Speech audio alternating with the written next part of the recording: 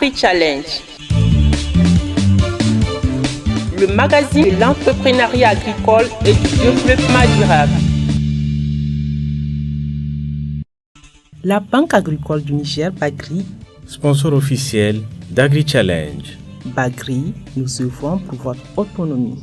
Chers téléspectateurs, je suis très ravie de vous retrouver dans ce numéro d'Agri-Challenge sur vos télévisions africaines et Bonferré, le magazine de l'entrepreneuriat agricole et du développement durable. Nous sommes à notre 66e numéro qui nous ouvrons avec la laitière du Sahel.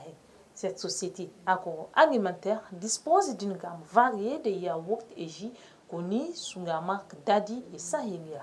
Le processus de production des produits de la laitière du Sahel sont effectués dans des conditions de qualité, d'où l'obtention de leur certification à la norme ISO 9001 version 2015. Aussi, nous ferons un focus sur leur système de qualité. Tous les produits de cette société sont produits dans des meilleures conditions avec une qualité nutritionnelle, sanitaire et organoleptique.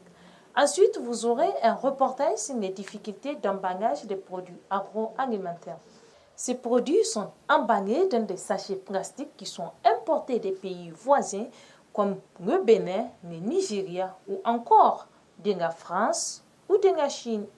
Le coût de cette importation entraîne des frais supplémentaires sur le prix de la vente.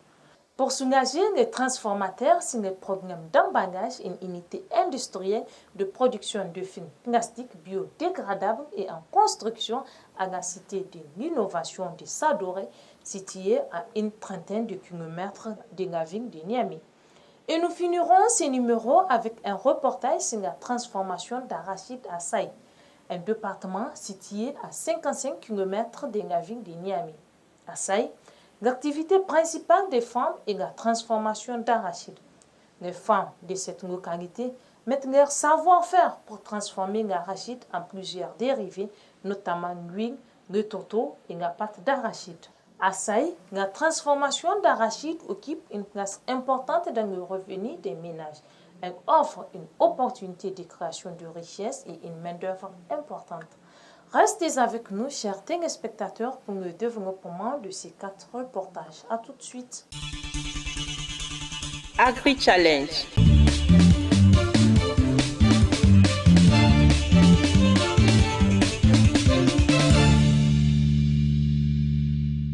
Dans le domaine alimentaire, la qualité est une préoccupation qui reste toujours au cœur des inquiétudes des consommateurs. Et dans le secteur laitier, la qualité est indispensable. Ainsi, pour permettre à ses clients de consommer des produits laitiers de bonne qualité, la société laitière du Sahel met un accent particulier sur la norme qualité. Aujourd'hui, tous les produits de la laitière du Sahel sont produits dans les meilleures conditions avec une qualité nutritionnelle, sanitaire et organoleptique. Dans notre yaourt, nous avons le lait local, le lait frais qui est produit par les éleveurs du Niger même. Nous avons des centres de collecte qui nous fournissent ce lait. Tout ça, c'est toujours pour garantir la qualité, donner un meilleur goût à nos produits et aussi contribuer à l'économie du pays. Nous avons déjà le certificat. Même parmi les entreprises, tout le monde n'a pas ce certificat qui demande vraiment beaucoup d'exigences. Il faut passer par des audits sur site, des analyses des produits, parce que nos produits sont analysés fréquemment.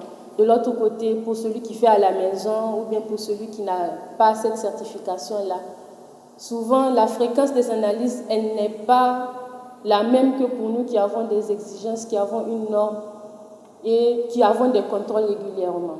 Pour la société laitière du Sahel, la qualité est un élément essentiel pour assurer la mise sur le marché de ces produits. La société du Sahel, c'est une société agroalimentaire qui est certifiée selon le référentiel ISO 9001 version 2015 depuis 2016.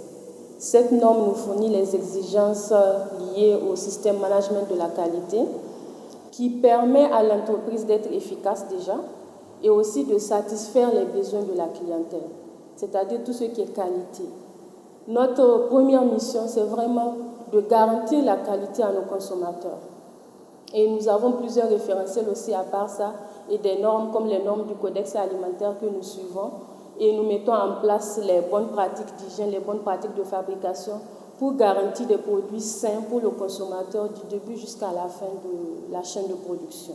La société laitière du Sahel présente une qualité hygiénique optimale. La société contrôle ses matières premières de la réception allant en cours de fabrication jusqu'au produit fini.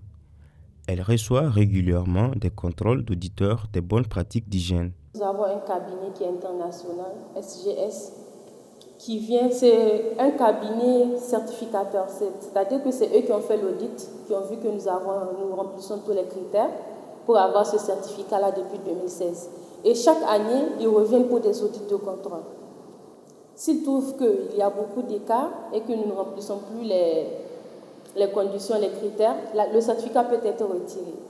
Mais depuis 2016 jusqu'à là, nous n'avons jamais eu de problème. À chaque fois qu'ils viennent, nous avons notre certificat qui est reconduit. Et après 3 ans, il faut renouveler. Donc de 2016 jusqu'à 2019, en 2020, nous avons eu à renouveler encore. Et là aussi, il n'y a eu aucun problème. Et jusque-là, le certificat est en cours. À part ces audits-là, nous avons souvent des contrôles ici, même en interne, à Niamey, avec la police sanitaire, qui passe faire des prélèvements pour analyser les produits. Et jusque-là, nous répondons toujours aux normes, que ce soit au niveau national, que ce soit au niveau international. Les produits de la laitière du Sahel sont toujours conformes. Le Niger est un pays à vocation pastorale où la production laitière se fait en abondance dans certaines localités. Ainsi, certaines personnes transforment le lait de manière artisanale sans pour autant prendre en compte les systèmes de qualité, ce qui n'est pas sans conséquence sur la santé humaine. La qualité, elle n'a pas de prix. La non-qualité, ça coûte plus cher que la qualité, et pour l'entreprise et pour le consommateur aussi. Certes, de l'autre côté, c'est moins cher, mais en cas d'intoxication alimentaire, je pense que les charges sont encore plus élevées que ceux qui gagnent en n'achetant pas des produits qui sont fabriqués dans de bonnes conditions. Nous garantissons un jus qui est naturel à 100%, avec de la matière première locale, avec du sucre, vraiment le saccharose. De l'autre côté, on ne sait pas ce qu'ils ajoutent. On n'a aucune maîtrise. Là, sous l'étiquette, nous avons tous les constituants du jus. Et ces jus sont analysés et tout. Ici, à la laitière du Sahel, nous fabriquons nous-mêmes nos flacons, que ce soit pour le jus et aussi pour le yaourt. C'est-à-dire que ces produits sur place, tous les bidons. Nous ne faisons pas de recyclage. Ici, nous avons des préformes.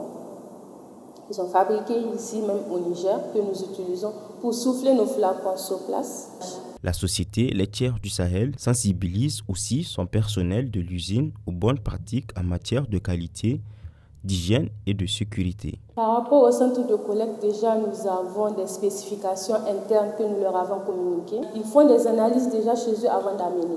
Et quand ils apportent chez nous, nous reprenons ces analyses-là pour voir si vraiment ce lait-là correspond à nos spécifications internes. S'il n'y a pas de contamination, il n'y a aucun risque. Et c'est à ce moment seulement que nous acceptons le lait. Et jusque-là, il n'y a pas de problème. Nous arrivons à nous entendre du moment où ils savent ce dont nous avons besoin pour la qualité de nos produits. Ils s'efforcent de respecter cela. La société laitière du Sahel garantit aux consommateurs des produits sains de bonne qualité. Agri-Challenge. L'absence ou la mauvaise qualité d'emballage des produits alimentaires est l'une des principales raisons pour lesquelles les produits agroalimentaires localement fabriqués, en grande partie par les petites et moyennes entreprises agroalimentaires, résistent difficilement à la concurrence des produits importés dans la plupart des pays en Afrique subsaharienne. Selon une étude de l'Organisation des Nations Unies pour l'agriculture et l'alimentation FAO, l'emballage coûte plus cher aux utilisateurs des secteurs de l'agriculture, de la transformation et de la distribution. Le Niger ici est un pays importateur d'emballage. Donc les emballages que nous avons ici, il n'y a pas la diversité, on n'a pas un certain nombre d'emballages. Si vous voulez une certaine quantité, des fois vous n'avez pas la qualité. Et puis du côté de diversité aussi, c'est toujours les mêmes choses. On a tous tendance à utiliser les mêmes emballages, puisque si vous partez chez le commerçant, c'est généralement les commerçants qui sont au grand marché qui amènent les emballages. C'est toujours les mêmes, donc on utilise les mêmes choses, il n'y a pas de diversité. Le fait qu'il n'y a aucune usine ou entreprise d'emballage sur place et que nous sommes loin du port des pays comme le Nigeria, le Ghana, la Côte d'Ivoire qui en produisent, ce qui fait en sorte que on a énormément de difficultés à avoir ce qu'on veut en termes de type d'emballage, mais ils sont aussi coûteux. Donc, c'est un véritable problème pour nous. Au Niger, les produits agroalimentaires sont emballés dans des sachets plastiques qui sont importés des pays voisins, de la France ou encore de la Chine. Le coût de cette importation entraîne des frais supplémentaires à ceux de la transformation. Ainsi, les producteurs se voient contraints de vendre leurs produits un peu plus cher. Les emballages avec lesquels on travaille ils ne sont pas du Niger, on les importe de la Chine. Donc pour amener ça ici, c'est un grand problème. Tout frais inclus par emballage, ça peut faire dans les 100 francs, 150 comme ça. Ça aussi, c'est si ça vient directement en commande de la Chine. Si on doit payer ça ici à Niamey, c'est dans les 200 francs. Des fois, quand je suis en rupture, je suis obligée de payer ici. Pour avoir ça même, il faut galérer. C'est pas tout le monde qui a ça. Et puis, c'est cher. Au début, je commandais du Bénin, tout ce qui est papier craft, biodégradable, et les bidons au Nigeria.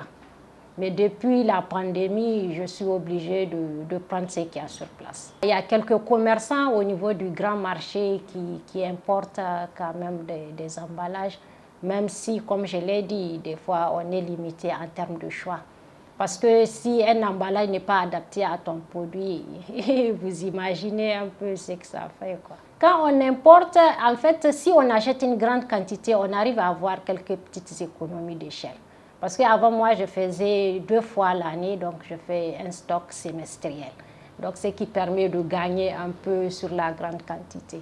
Mais maintenant, bon, on achète presque de façon mensuelle des petites quantités. Personnellement, moi, mes emballages proviennent de la France, du Bénin. Bon, moi, personnellement, je n'ai jamais eu à exporter un produit avec les emballages d'ici parce que le seul produit que j'ai eu à exporter, c'était les pastilles Baobab. Et là, les emballages que j'ai utilisés, c'est des emballages que j'ai commandés de la France. C'est l'acheteur qui m'a imposé un emballage. Ils m'ont imposé un emballage parce que les emballages que nous avons ici, ils ont dit qu'ils ne veulent pas de cet emballage. Donc, j'ai dû commander de la France. Je lui ai présenté le type d'emballage qu'il a accepté. Les transformateurs rencontrent souvent des difficultés avec les emballages. En effet, certains emballages ne sont pas adaptés aux produits. Chaque produit a son emballage spécifique à lui qui sera adapté au produit. Je peux mettre les farines là, je ne peux pas mettre piment dedans. C'est pas la même chose. Farine infantile là, j'avais eu un problème d'emballage, c'était pas adapté. Il a fallu changer l'emballage. Avant de comprendre même, j'ai fait beaucoup de pertes. Après, on s'est rendu compte que c'était un problème d'emballage. On a changé l'emballage. La place de l'emballage est extrêmement importante parce qu'avant de goûter ou de voir le produit, c'est ça qui est le premier contact visuel avec le consommateur. Ce qui fait que si un emballage déjà n'est pas attractif, des fois le produit ne t'attire même pas. Et en plus de ça, un emballage qui n'est pas adapté peut même impacter la qualité de ton produit. Au Niger, pour rehausser la compétitivité des produits agroalimentaires, transformés au Niger avec la disponibilité d'emballages de qualité, le Haut Commissariat à l'initiative 3N accompagne le Centre incubateur des petites et moyennes entreprises au Niger, CIPMEN, à apporter une solution durable pour les emballages. Ceci à travers le programme CIPMEN Export. Cette initiative est mise en œuvre dans le cadre du programme de promotion de l'emploi et de la croissance économique dans l'agriculture sous le financement de la coopération danoise suivi de la coopération suisse. CIPMEN Export, dans sa globalité, c'est un programme qui consiste à accompagner les entreprises nigériennes qui sont dans l'agrotransformation vers l'exportation de leurs produits. Donc qui dit exportation, dit conformité par rapport à certains standards et dit conformité de nos entreprises par rapport à l'exigence du marché international. Donc c'est partant de cela qu'on s'est rendu compte qu'en réalité, les entreprises font du bon boulot dans l'agrotransformation, mais qu'il manque l'emballage. La qualité de l'emballage laisse à désirer et aujourd'hui, nous sommes unanimes là-dessus que l'emballage est un élément marketing de taille pour pouvoir commercialiser le produit, notamment à l'échelle internationale. On voit dans les différents pays, dans les rayons, des produits qui viennent de tous les pays d'Afrique, sauf ceux du Niger, tout simplement parce que quelque part, on n'arrivait pas à s'aligner sur les exigences de ces marchés. Donc, le projet de l'unité de packaging a vu le jour à travers cette étude-là qu'on a vue, quand on a mis en place le programme SIPMEN Export, on a compris tout de suite qu'il fallait chercher une solution pour l'emballage pour pouvoir mettre en œuvre le projet. Donc depuis maintenant pratiquement 6 mois, c'est dorénavant une réalité. Le programme a pu obtenir ce financement qui aujourd'hui est à sa phase de démarrage. Ça va permettre à ces agrotransformateurs d'améliorer la qualité esthétique de leurs produits. Ça permettra également d'avoir des conditions de conditionnement vraiment favorables pour leurs produits.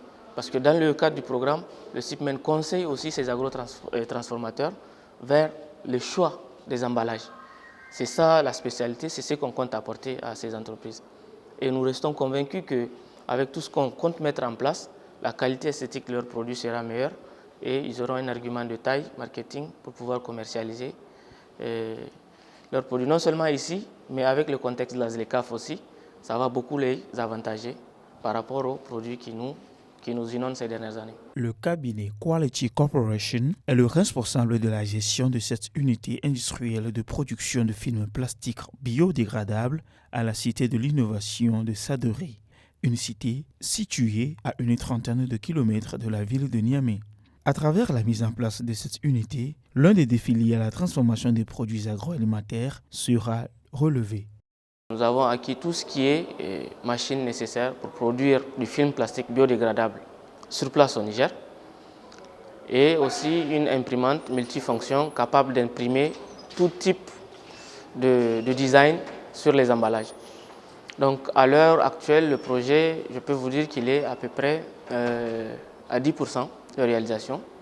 On a contractualisé avec une société étrangère qui est déjà sur place. Sans aléa, dans 2 mois, notre unité sera en place et ça va coïncider avec l'arrivée de tout le matériel qui a été commandé, et notamment en Turquie. Donc, pour avoir des emballages, dans 3 mois, les premiers emballages fabriqués au Niger seront disponibles sur le marché. Agri-Challenge. Alors, l'impact sera significatif. Nous ne doutons pas un seul instant de ce que peut apporter cette unité sur l'écosystème national. Parce qu'aujourd'hui, le marché est caractérisé par l'importation des emballages qui viennent du Nigeria, du Ghana, de la Côte d'Ivoire et dont personne ne connaît les compositions physico-chimiques, microbiologiques et tout.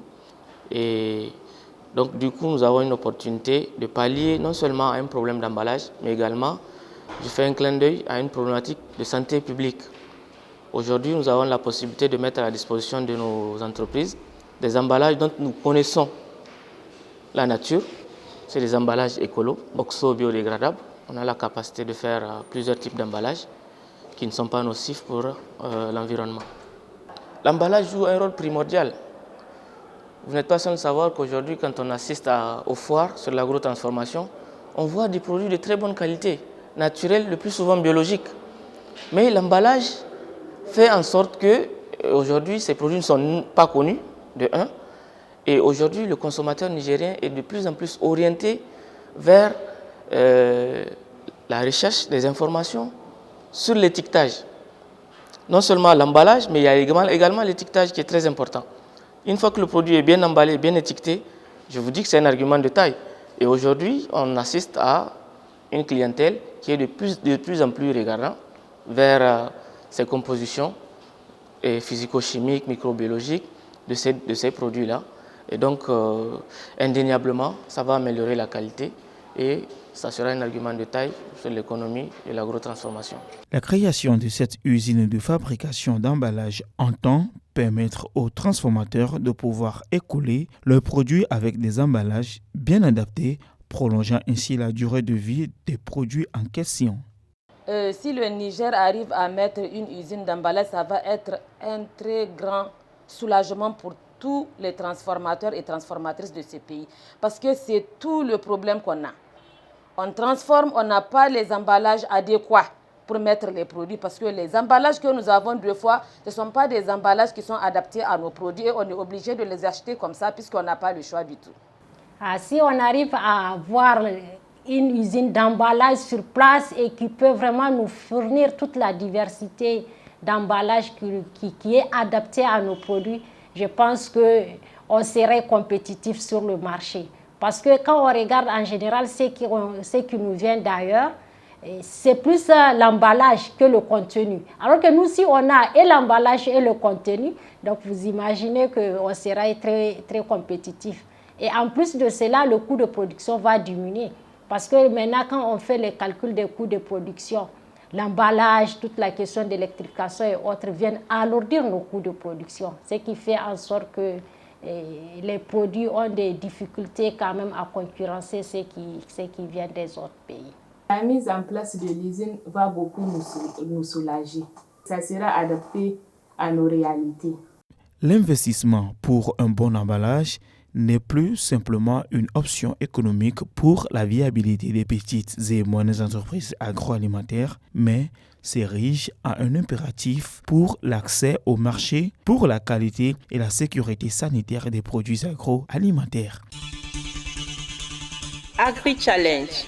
L'autonomisation des femmes dans l'agriculture est un élément essentiel pour renforcer la résilience des ménages et des communautés en matière de sécurité alimentaire et nutritionnelle. Ainsi, pour constater comment les femmes arrivent à s'autonomiser financièrement à travers la transformation, l'équipe d'Agri-Challenge s'est rendue à Saï, située à 55 km de la ville de Niamey. À Saï, l'activité principale des femmes est la transformation d'arachide en huile, pâte et tourteau. Les graines d'arachide servent de matière première pour l'extraction des huiles, des tourteaux, kouli-kouli en langue locale. Ces produits sont utilisés comme assaisonnement en cuisine et dans certaines salades. Je transforme l'arachide en plusieurs dérivés, notamment en huile, pâte et tourteaux d'arachide. Je vends mes produits dans le marché de Saï et les villages environnants. Cela fait 22 ans que j'évolue dans cette activité. J'évolue dans cette activité de transformation d'arachide depuis plus de 11 ans. Je me suis lancée pour être financièrement autonome. Je me suis spécialisée dans la transformation d'arachide, notamment l'extraction d'huile il y a 12 ans de cela. Pour la transformatrice Bada Nouri, la méthode de transformation a beaucoup évolué comparativement aux 10 années antérieures. En ce moment, nous confie-t-elle, les femmes font face à la pénibilité des activités de transformation d'arachide. Il y a 22 ans, quand j'ai commencé cette activité, c'était la méthode traditionnelle. Nous décortiquons l'arachide à main. Les graines sont frictionnées à la pierre sur une planche pour décoller la pellicule rouge. Ensuite, nous pilons les graines à l'aide d'un mortier jusqu'à l'obtention d'huile. En ce moment, c'était vraiment un travail très fatigant. Maintenant, avec la technologie, nous disposons des machines pour ce travail.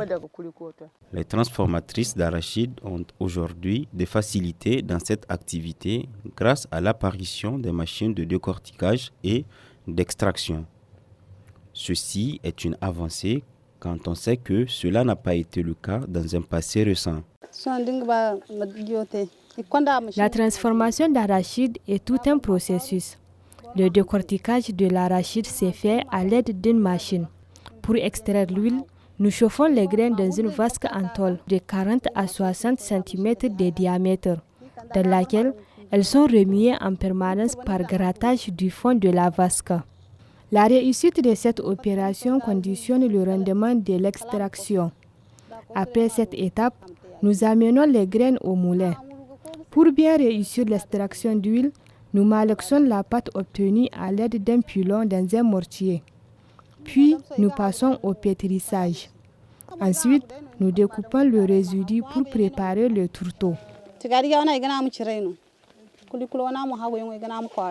La transformation de l'arachide occupe une place importante dans les revenus des ménages et l'économie locale. Elle offre une opportunité de création de richesses à des ménages avec une main-d'œuvre importante. Aussi, l'activité de transformation de l'arachide en huile offre deux sous-produits susceptibles d'être vendus. L'huile d'arachide et le résidu utilisé pour fabriquer des tourteaux. J'ai appris cette activité grâce aux différentes formations reçues. Pendant ces 20 années que je pratique cette activité, j'y ai vraiment tiré d'énormes avantages. Je suis devenue une femme financièrement autonome.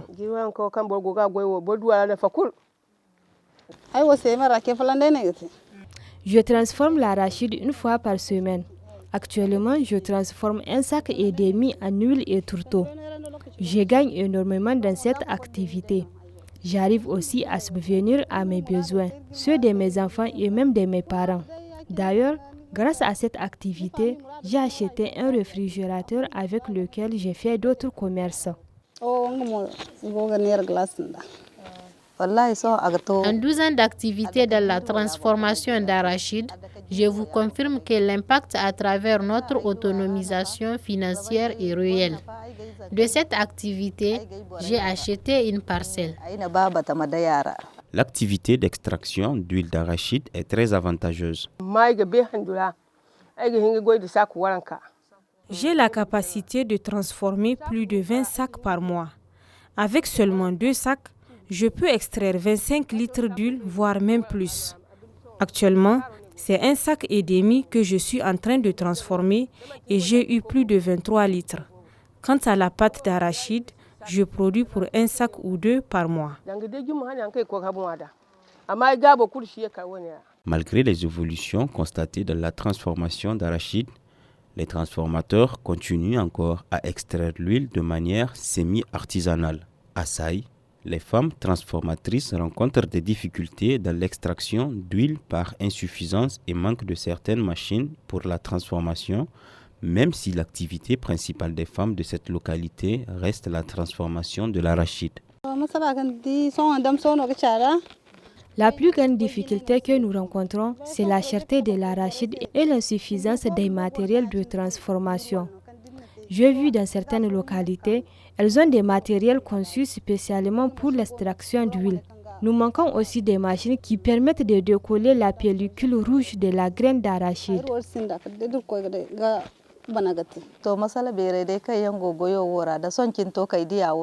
L'un des plus grands problèmes que nous rencontrons est le manque de certaines machines modernes pour la transformation. Pourtant, il existe des machines pour faire cette activité.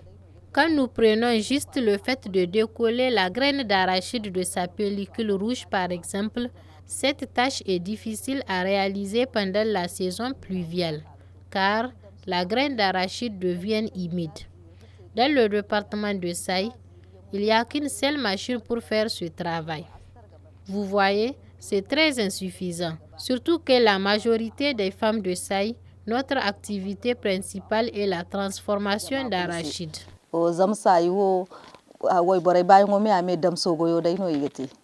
L'on observe un engagement des femmes dans leur autonomisation financière, ce qui contribue au développement du pays. Je lance un appel à toutes les femmes de s'élever et trouver des activités génératrices de revenus, afin de contribuer au développement économique de notre pays. Je pense qu'au XXIe siècle, les femmes doivent avoir une activité génératrice de revenus pour au moins subvenir à ses propres besoins. L'autonomisation des femmes contribue progressivement à l'évolution du rôle et de la place de la femme dans la société. Les femmes se chargent généralement d'assurer la sécurité alimentaire et l'équilibre nutritionnel de leur famille. L'implication des femmes dans les activités agricoles est une des actions à encourager et à valoriser. Agri-Challenge. Chers téléspectateurs, j'espère que ce numéro d'Agri-Challenge vous a plu. Pour ceux qui sont à Niamey, nous vous invitons à écouter notre radio Challenge FM, c'est la 96.6 MHz, la radio des entrepreneurs. Vous pouvez également nous contacter sur les adresses qui s'affichent sur vos écrans pour tout renseignement. Merci de nous avoir suivis et au revoir. La Banque agricole du Niger, Bagri, sponsor officiel d'Agri Challenge. Bagri, nous œuvrons pour votre autonomie.